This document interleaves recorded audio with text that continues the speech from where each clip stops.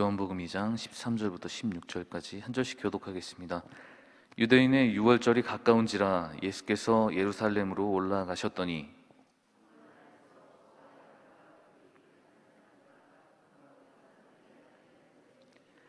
도끈으로 채찍을 만드사 양이나 소를 다 성전에서 내쫓으시고 돈 바꾸는 사람들의 돈을 쏟으시며 상을 엎으시고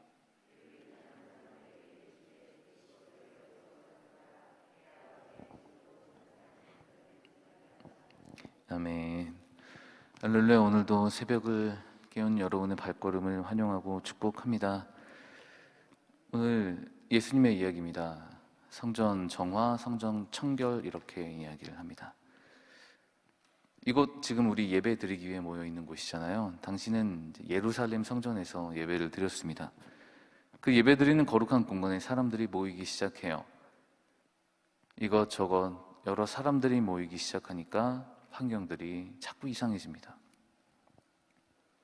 분명 예배 드리기 위한 장소, 예배만을 위한 곳인데 자신의 이권만을 생각하는, 어떻게든 이곳에서 무언가 취득하려는 사람들이 하나둘씩 생겨나기 시작합니다.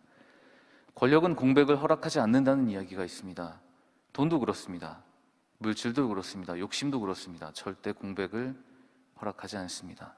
그렇기에 거룩한 하나님의 예배 처소라고 할지라도 어떻게든 그 작은 틈을 찾아내서 그것을 들어가고 그것을 빼내고 무언가 하려고 하는 그 노력들이 이미 2000년이 지난 그 전에도 예수님이 살아계실 그곳 그 땅에도 있었던 것 같습니다. 자꾸 계속되는 그 욕심들이 성전 안에 계속 뒤집어지니까 주님께서 너무 화가 나신 거예요. 예배드리러 가셨는데 그 모습을 보시고 너무 화가 나서 다 모든 것을 엎어버리셨습니다. 하나님의 영광이 아닌 자신의 이익만을 챙기기 위해 급급한 사람들에게 일퇴를 가한 것이죠. 한 부분의 타락이 아닙니다. 어떠한 한 사람, 어떠한 한 모습, 한 부분의 타락이 아닙니다. 살펴보면 이렇죠. 예배당은 예배하는 곳입니다. 성전은 예배하는 곳이죠. 그런데 사람들이 그곳에서 장사를 하는 거예요. 물론 이유는 있습니다. 여러 가지 이유가 있겠지만 일단 장사를 시작한다? 그러면 할 수 있는 것들만 해야 될 텐데 자꾸 거기에 살이 또 붙어요. 요만큼이 필요한 것들에서 내 욕심을 채우기 위해 요만큼으로 늘어나고 그게 점점 늘어나 사람도 늘어나고 오고 가는 돈들도 늘어납니다.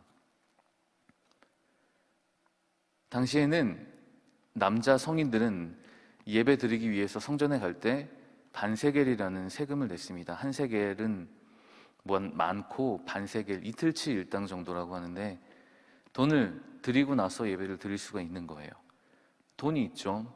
또 예물을 드려야 되니까 당신은 동물을 제물로 태워버리니 그 동물에 관한 내용들, 그리고 동물에 관한 오고 가는 돈들, 여러 가지 것들이 있는 겁니다.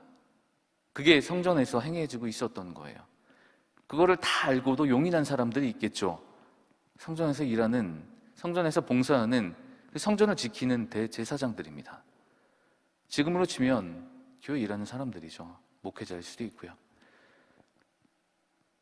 한 사람 한 사람, 어느 한 곳 다 썩지 않은 곳이 없던 겁니다. 예배는 뒷전이고 이곳에서 행하고 일하고 하는 모든 사람들, 숨쉬는 사람조차 그저 혈안이 되어서 무엇을 빼먹을까? 어떻게 내 것을 취할까? 이 예배를 통하여 내가 무엇을 더 얻을 수 있을까라는 그런 생각들만 가득 찬 상태입니다. 하나의 타락이 아닙니다. 전체의 타락입니다. 그 모습을 보신 예수님이 화를 내신 겁니다. 그 모습을 보시고 예수님께서 다 뒤집어 엎어버리셨습니다. 우리 예배 나올 때 헌금 드리시죠? 헌금 드립니다. 하나님께 나를 드리는 겁니다. 당신도 마찬가지였습니다.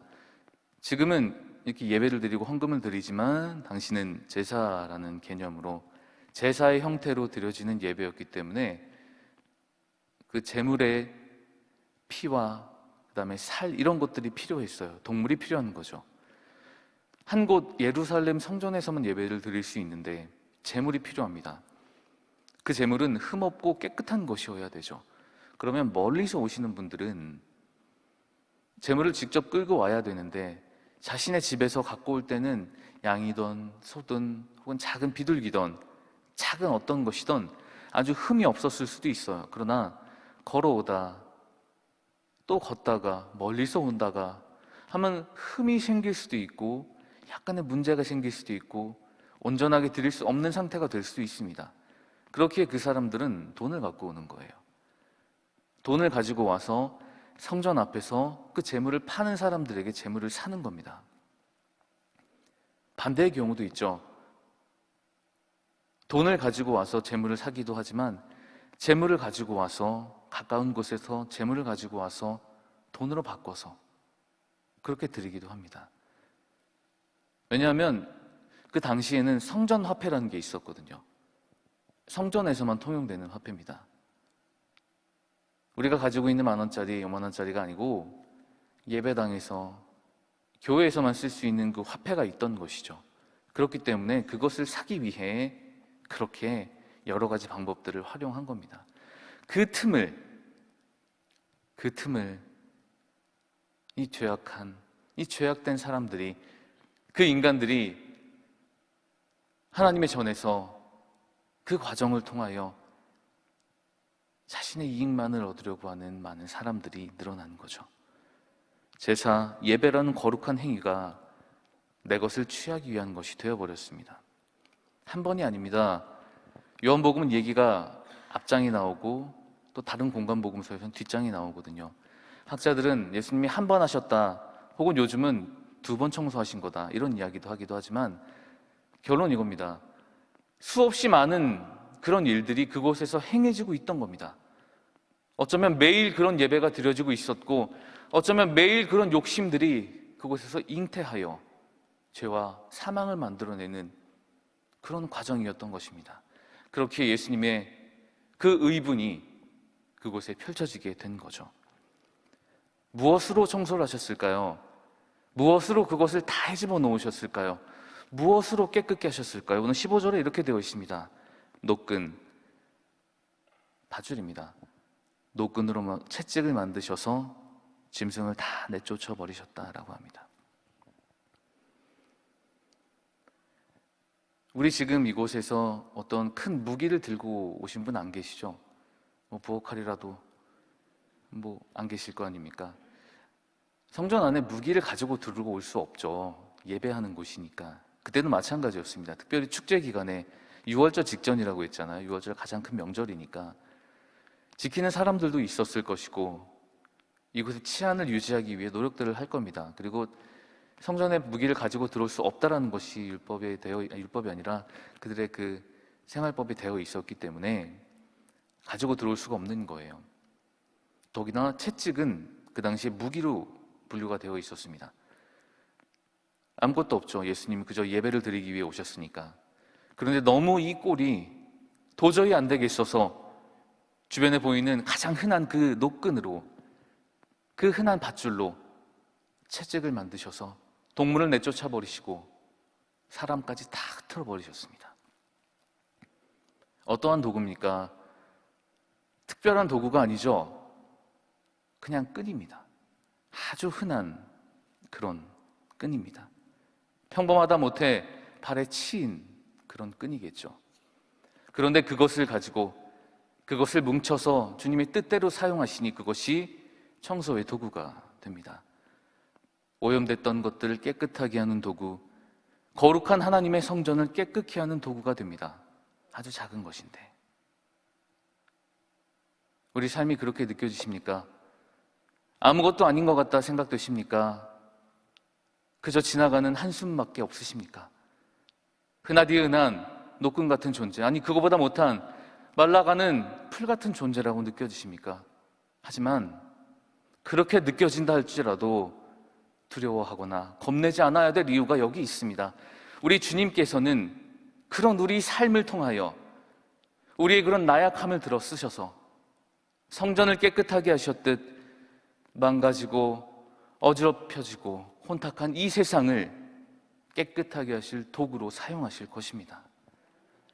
우리 삶이 그렇다면 우리가 노끈의 역할, 우리가 그 작은 것의 역할을 바르게 감당하고 있다면 우리 주님께서는 그런 우리의 삶을 들어쓰셔서 자신의 이름을 위하여, 자신의 일을 위하여 깨끗게 하는 도구, 거룩한 도구로 사용하게 되실 겁니다. 그런 고백을 해야 합니다. 주님, 나를 사용하여 주시옵소서. 주님, 저를 이 어지럽고 아픈, 이 지루하고 복잡한 세상을 주님의 말씀으로 깨끗하게 도울 수 있는, 깨끗하게 할 수 있는 그런 도구로 사용하게 하여 주시옵소서라는 기도가 우리의 고백이 되어야 할 것입니다. 그리고 우리 주님 어떻게 사셨습니까? 노끈으로 채찍을 만드셔서 동물을 쫓아버리셨고, 돈을 바꾸는 사람들 돈을 쏟아부으셨다고 합니다. 그리고 비둘기 파는 사람한테는 이거 가져가라고 하고, 더 이상 여기 오지 마라, 내 아버지 집은 장사하는 집이 아니다 라는 말씀을 하셨습니다. 이 채찍 하나면 됩니다. 원래 그냥 다 휘두르면 돼요. 동물 쫓듯이 사람도 쫓고 모두 쫓고 다 쫓아버리고 그저 이곳에 예배를 위한 것들만 남아있게 하면 됩니다. 우리 주님 그렇게 하셔도 됩니다. 그러나 그렇게 하지 않으셨습니다. 각자의 다른 방법으로 그 상황에 맞는, 그 사람에게 맞는, 그 환경에 맞는 방법으로 깨끗하게 하셨습니다. 이것이 우리 주님의 방법입니다.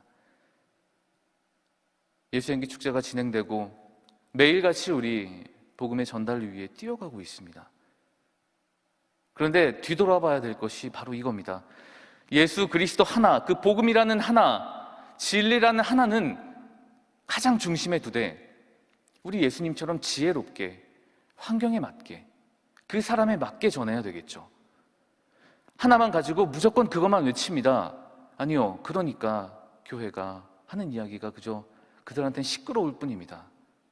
우리 주님께서도 그렇게 하지 않으셨습니다. 우리 주님께서도 각자에 맞는 방법을 통하여 그 사람들에게 맞는 방법으로, 환경에 맞는 방법으로 그렇게 맞춤 전략을 짜셔서 깨끗하게 하신 겁니다. 우리 이런 지혜가 있어야 됩니다. 우리 이런 지혜를 구해야 합니다. 우리 이런 지혜를 가지고 나아가야 합니다. 그럴 때 주님 주시는 참된 진리가 우리 안에 싹 트고 나의 나약함을 고백하면서 그런 나를 주님의 도구로 사용하여 주십시오라는 고백을 통하여 이 땅은, 주님을 모르는 그곳은, 자신이 최고라고 말하고 있는 그 사람들은 그런 우리를 통하여, 그런 주님의 역사를 통하여 다시 한번 주께로 온전하게 돌아와 줄 것을 우리는 믿습니다. 그렇게 우리는 하루하루 노력하고, 그렇게 우리 교회는 하루하루 기도하며 전진합니다. 그것이 우리를 이 땅에 세우신 목적이고, 이 과정 모든 순서에서 예배로 드려지는 삶이 우리 삶이 되어야 될 줄로 믿습니다. 작은 존재라고 여기시지만 우리 주님이 보시기엔 전혀 그렇지 않습니다. 가장 깨끗하게 할 수 있는 가장 적합한 도구로 우리를 만들어 주셨고, 그런 우리의 삶을 통하여 사람들이, 세상이 주님을 알게 될 것입니다. 그렇기 위해 우리는 한 사람 한 사람 정해진 사람을 놓고 기도하며 각각에 맞는 상황으로, 환경으로, 말로, 생각으로, 마음으로 그렇게 전하는, 복음을 전하는 삶, 작은 존재지만 나로 인해 깨끗해질 수 있다는 믿음, 주님이 나를 사용하실 것이라는, 반드시 나를 기필코 사용하실 것이라는 굳은 믿음을 가지고, 주님 주시는 그 지혜를 가지고 세상에 나아가 복음을 전하는 주님의 가장 거룩한 일꾼이 되기를, 그런 우리 모든 충만한 교회 예배자들이 되시기를 우리 주님의 이름으로 축원합니다.